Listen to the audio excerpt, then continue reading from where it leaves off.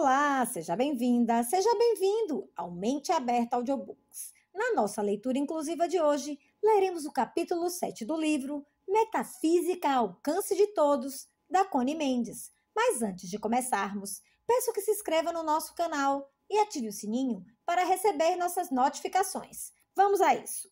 Capítulo 7. Significado metafísico dos 10 Mandamentos de Moisés. Parece que ainda não foi possível comprovar se Moisés era o que diz a Bíblia ou se era realmente o filho de uma princesa egípcia e irmã de Ramsés II. Seu nome significa extraído das águas, no simbolismo bíblico, e como a Bíblia, em grande parte, está formada por relatos simbólicos destinados a proteger a grande verdade contra as interpretações errôneas daqueles que não tenham o amadurecimento necessário para colocá-lo em prática, é muito possível que todo relato bíblico com respeito a seu nascimento hebreu e sua adoção pela princesa seja também simbólico e não histórico. Em todo caso, a verdade de sua procedência não afeta o que ele ensinou. Moisés foi um grande iluminado, um grande mestre da verdade metafísica, que não somente libertou o povo hebreu da escravidão e das condições infra-humanas em que se achavam, mas também ensinou a muitas tribos errantes que foram se juntando ao seu grupo no deserto. E foi por esta razão que diferentes raças descendentes daquelas tribos adquiriram o culto monoteísta, um só Deus, conservando-o até hoje. Tal concentração de pessoas, alguns totalmente primitivos, que não sabiam respeitar os outros, que matavam ao outro porque os incomodava, que deixavam perecer à míngua os anciãos porque representavam uma boca a mais. Para eles, uma mulher era somente uma fêmea que pertencia a todos, e outros não tão primitivos como os judeus, que haviam vivido como escravos dos egípcios, mas que não haviam conhecido outra coisa que o trabalho de sol a sol, sem trégua nem descanso, e que na convivência com os idólatras haviam adotado suas crenças e esquecido o culto dos seus antepassados. Isso obrigou Moisés a formular um código de leis simples, ao nível mental de todos, expressadas em linguagem quase infantil, mas com castigos duríssimos para cada infração, baseadas na ameaça e no terror, já que esta é a única forma de domar um animal selvagem. Moisés foi educado no templo de Heliópolis, que era como uma universidade. Ali se ensinava o que chamavam de geometria naquela época e que incluía não somente matemática, mas também a metafísica, astrologia, numerologia, significado dos números, e um simbolismo triplo que usavam naqueles tempos para deixar registrada sua sabedoria a serviço das gerações futuras à medida que evoluíssem. O primeiro aspecto desta simbologia era simples, se refere à vida e o mundo dos humanos. O segundo aspecto era metafísico, trata da mesma condição, mas no plano mental. O terceiro aspecto era hieroglífico e trata do mesmo assunto no plano espiritual. Este último aspecto é tão profundo que se diz ser inteligível somente para espíritos puros, e aqui está nossa primeira exposição do princípio de correspondência que diz: como é em cima, é embaixo. Embaixo significa no plano material, nas condições humanas, no visível. Em cima se refere ao invisível, ao mental e, logicamente, ao abstrato espiritual. O que diz o princípio de correspondência é que todas as leis atuam em todos os planos e que as condições de um plano se repetem no plano superior como no plano inferior. Isto você verá claramente daqui para frente. Assim elaborou Moisés seus 10 mandamentos, ou Sefer Bereshit, como se chama este código de leis no idioma hebreu, para que a humanidade, à medida que for evoluindo e despertando, vá se iniciando no ensinamento superior e a seguinte interpretação não é invento de nenhum homem. Foi deixada em códigos conhecidos por muitos adiantados, mas mantidas ocultas nestes milênios. Como você verá, a humanidade já aprendeu a primeira lição, ou seja, que aprendeu a obedecer à lei em seu primeiro aspecto.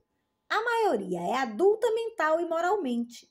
Há um grande setor da humanidade que já está protestando no seu interior pelas contradições que há entre o dogma e o sentido comum. E este é o sinal que indica o momento de dar o passo à frente, pois a maioria começa a raciocinar em alta escala.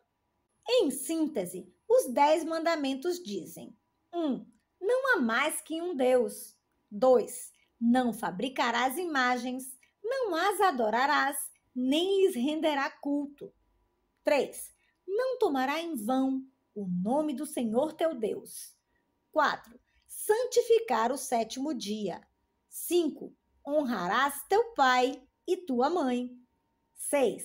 Não matarás. 7. Não cometerás adultério. 8. Não roubarás. 9. Não levantará falso testemunho. 10. Não invejarás. Este grupo de leis se divide em 2 grupos. 8 mandamentos aparentam ser proibições e começam com a palavra não. Esses são os números 1, 2, 3, 6, 7, 8, 9 e 10. Os números 4 e 5 são recomendações. À primeira vista, o ser humano que ainda não aprendeu a raciocinar no plano mental e espiritual os entende como proibições ou normas de conduta. Isto era necessário para que a grande maioria da humanidade recebesse a notícia e logo se acostumasse a não matar, não roubar, não mentir, não invejar, a pensar no próximo e na ideia de um só Deus. Nos tempos de Moisés, a população do mundo se achava reduzida a um número e a um setor da terra relativamente pequeno. No entanto, nesta área e neste número pequeno, a grande maioria era totalmente ignorante, e outros menos ignorantes, mas somente se contavam alguns realmente adiantados ou educados. A grande massa humana de hoje sofreu tremendos golpes e pancadas, individuais e coletivos, para aprender a comportar-se habitualmente de acordo com as regras éticas de Moisés. Vendo superficialmente, diríamos que não é assim. Diríamos que a humanidade segue matando, roubando e mentindo. Mas isso não é a verdade. Não é verdade com respeito à grande maioria, pois esta deseja a liberdade de adorar ao Deus único como melhor lhe pareça. A grande maioria já não rouba e nem mata. A grande maioria ama e cuida de seus anciãos. E, finalmente, a terra inteira conhece e cumpre a recomendação de descansar um dia por semana. É a minoria que não respeita as leis terrenas. É uma minoria muito reduzida que vive nas prisões. É a minoria que desconhece a Deus. E, finalmente, se ainda existem humanos que ignoram que há uma coisa chamada a lei para castigar os que se comportam mal, estes são as exceções que comprovam o adiantamento da maioria. É chegado, pois, o momento merecido pela grande maioria humana de dar o próximo passo adiante, ou seja, de receber e compreender o segundo aspecto da trilogia simbólica já mencionado, o que trata do plano mental. Porque o terceiro aspecto, o hieróglifo, não o compreenderemos até que sejamos limpos de todo erro. Quando se nos possa catalogar de espíritos puros, ou seja, quando tenhamos aprendido a amar-nos uns aos outros. E vamos ao ponto. Os 3 primeiros mandamentos expõem o princípio do mentalismo já tratado, de maneira que não vamos discuti-lo agora, somente no final, depois de expor o que encerra os mandamentos números 6, 8, 9 e 10, ou seja, não matarás, não roubarás, não levantarás falso testemunho, não invejarás. Para esclarecer, o vocábulo não tem a mesma intenção dos cartazes que nos colocam em pontos determinados das cidades e que dizem: não jogar lixo, não pise na grama. Esses são atos que o cidadão pode cometer, mas que não deve, e assim lhe ordena a autoridade. O não dos mandamentos significa não podes, por mais que você tente, que é inútil e absurdo que você continue acreditando que o pode fazer, porque não o conseguirá. Meu mestre dizia que o não do Pentateuco equivale no idioma de hoje a que alguém dissera: não atravessará nadando o Oceano Atlântico. Por quê? Porque você já sabe que não se pode nem mesmo tentar.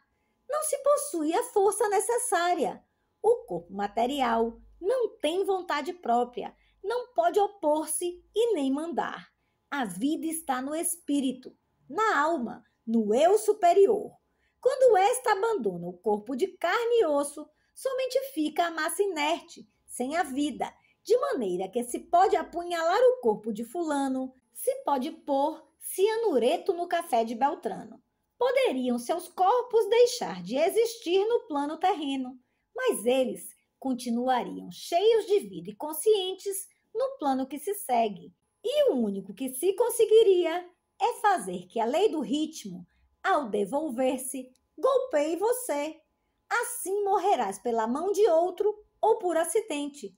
O conhecido dito olho por olho, dente por dente da Bíblia e o popular quem com ferro fere, com ferro será ferido, não são mitos, mas não é Deus quem castiga, como se crê, mas as suas leis, seu princípio, regem todos os universos e em todos os planos, tanto para retribuir o bem como para cobrar o mal. Não é em vão que se diz: a ordem é a primeira lei do céu. E Jesus disse: até os cabelos da tua cabeça estão contados. Agora você compreenderá melhor o ditado referente a que nenhum mal pode vir de fora para você. Ninguém pode te fazer um dano se no seu arquivo não aparece que você tenha feito um dano similar a outro. Ninguém pode matar sua reputação, nem o seu negócio, nem sua felicidade, nem o seu lar, nem nenhum pertence seu. Nem você pode matar nada disso nos outros. Não existem acidentes nem causalidade. As grandes leis te protegem. A grande maioria se sente incapaz de assassinar o próximo. Já é muito. Mas agora vem o segundo aspecto do mandamento para nos dizer que é inútil tentar causar algum dano ao outro ou aos seus pertences por meio da calúnia, da fofoca, da mentira ou de truques, e que o único que se consegue com isso é que a lei devolva idêntico mal a quem o fez. O bumerangue volta inevitavelmente ao ponto do qual foi lançado. E agora, com respeito a matar um inseto ou um animal, o sentido comum é a forma como se expressar a sabedoria divina através do homem. Aprenda esta máxima de cor, repita e recorde-a toda vez que você se encontre numa circunstância duvidosa. Pare agora e a repita até que se grave. Somos os irmãos mais velhos de toda manifestação de vida inferior à nossa. A vida toda é uma só, expressando-se através de tudo o que ela possa animar. Os insetos, as aves e os animais são seres humanos em potência, estão em etapas muito primárias de sua evolução e algum dia, depois de muitos milênios adquirindo substâncias imateriais, experiências e práticas, elevando-se de forma em forma, de reino em reino, chegam a condensar tudo isso na forma exterior de um ser humano. Quase nunca se retrocede. Quero dizer que se pode estacionar e retardar, desviar e optar por um caminho diferente. Mas o exemplo de não retroceder jamais é dado pela nossa terra. Ela jamais volta sobre seus passos. empregou milhões de anos em transformar-se de nebulosa em planeta e depois em produzir seres viventes. O dia jamais volta das 19 para as 12 horas. O homem não pode destruir sua essência para renascer em animal. Sabendo tudo isso, ao contemplar um animalzinho vivente, deve dar-nos uma compaixão muito grande, pensar no trabalho que está fazendo e o que lhe está custando aprender a movimentar-se, adaptar-se e mover-se no seu mundinho de uma dimensão. E ao destripá-lo com o pé, estamos cortando bruscamente sua minúscula, mas valiosa experiência. Isso você aprenderá melhor no princípio de vibração. Mas, e é um mas muito grande, a sabedoria divina, através do sentido comum, nos converte em juízes, ainda sendo os irmãos mais velhos. Vamos dizer que um dia em nossa casa limpa, ordenada e asseada, aparece uma barata ou um inseto asqueroso. Estou cansada de te ver pular com o sapato na mão e grac! Pereceu a pobre. E agora você me dirá: mas como? Vou deixar que minha casa se encha desses animais? Não, em absoluto. Não pode nem deve permitir que permaneça nem um segundo a mais abaixo do seu mesmo teto. Você, no seu caráter de irmão mais velho, tem o dever de vigiar, de ensinar, de corrigir e de frear aos seus irmãos menores. Não pode permitir-lhes que aumentem indevidamente, nem que se introduzam onde não lhes pertence. Tampouco deves permitir que outros, nem sequer um animalzinho irracional, abuse de você. Se você permite, fazes mal, mas para isso você tem a sua mente, que esses seres ainda não têm. E por isso disse Moisés no Gênesis, capítulo 1, versículo 26. Façamos o homem à nossa imagem, conforme a nossa semelhança, e senhoreie nos peixes do mar, nas aves do céu, nos animais, em toda a terra e em todo animal que se arrasta sobre a terra. E criou Deus o homem à sua imagem, a imagem de Deus o criou. Preste atenção que este último é dito 3 vezes. Quando a Bíblia repete 3 vezes, significa que a frase tem idêntico significado nos 3 planos. Em outras palavras, que não há que buscar a interpretação metafísica ou hieroglífica, já que ela expressa uma verdade eterna e fundamental. Agora, os animais ou seres irracionais não têm um espírito, digamos, individual. Tem o que chamamos espírito-grupo ou alma grupal, ou seja, que o grande conjunto de cada espécie forma um espírito, ou talvez seja somente uma partícula de um espírito. Isso eu não posso conhecer.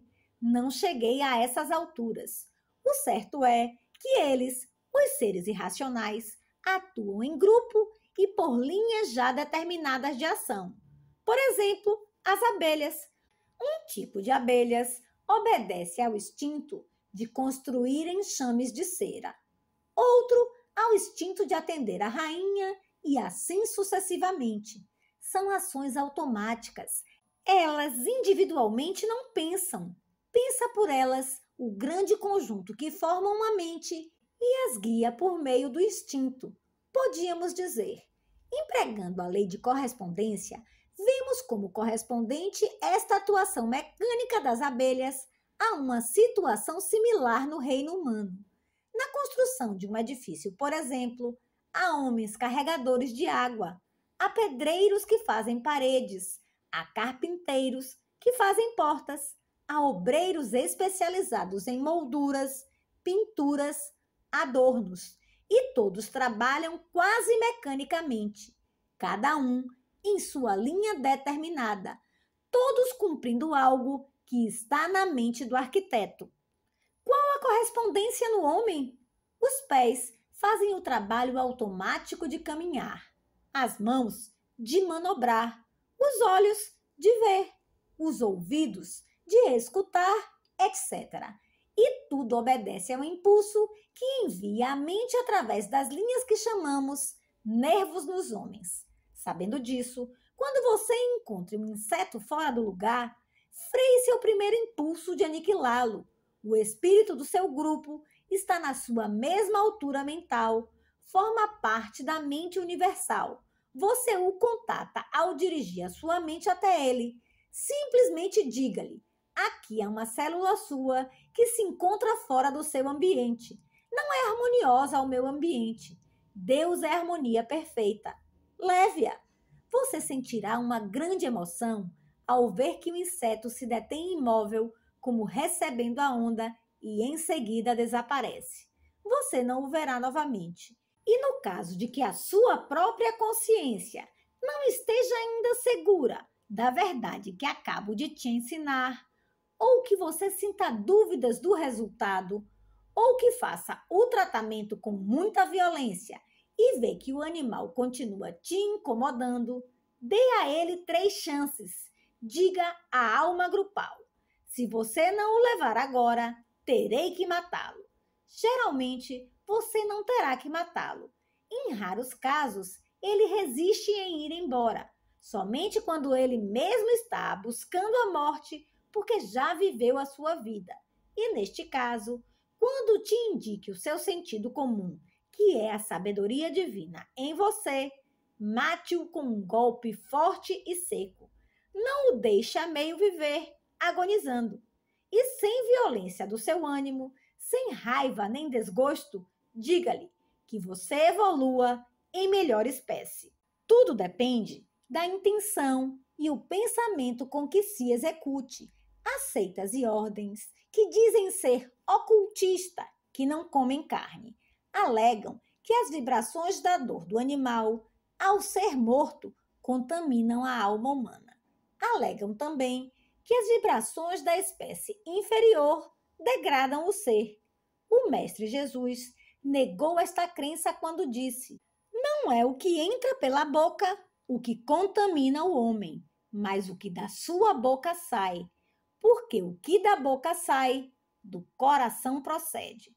Você já conhece a explicação desta lição no capítulo A Palavra. E de acordo com Moisés, repetimos: ninguém, nem nada de fora pode nos lesar, a menos que tenhamos merecido, a menos que o aceitemos por crer que é possível. Mas quando conhecemos esta verdade e a recordarmos sempre, nada nem ninguém pode nos causar qualquer dano. O gosto por comer carne ou a necessidade de carne como alimento somente significa que o indivíduo ainda conserva uma quantidade de sua natureza animal carnívoro, entenda. Não chegou ainda ao ponto em que suas células possam prescindir do alimento ingerido do exterior. Isso é tudo, porque se limitar obrigatoriamente a comer frutas e verduras não é uma prova de elevação espiritual, já que a vaca e o cavalo comem somente ervas e grãos. Ao começar a estudar metafísica ou ensinamento superior, começam a se limpar as células do corpo pelo fato de que se começa a viver em um mundo mental espiritual e de acordo com o princípio de correspondência, como é embaixo, é em cima, como é em cima, é embaixo. Todo ser evolui a seu tempo. O estudante nota, cedo ou tarde, que começa a não necessitar da carne como alimento e chega a desgostar sem que nada nem ninguém o obrigue a isso. Algo muito importante. Quando você estudar o princípio da vibração, poderá comprovar a verdade científica que diz ser impossível que uma vibração de menor frequência possa dominar uma de maior frequência. O animal vibra em um plano inferior ao homem. Como poderá, então, afetar ao homem? Unicamente segundo uma condição: que o homem ignore o princípio de vibração e acredite que seja possível ser afetado pelas vibrações do animal. Crendo, está aceitando e, portanto, submetendo-se a uma lei inferior a ele. Por essa mesma razão é que não se pode matar. A vida é positiva. A morte é negativa, ou seja, é a negação da vida. A vida é indestrutível. Você não pode matar, por mais que tente.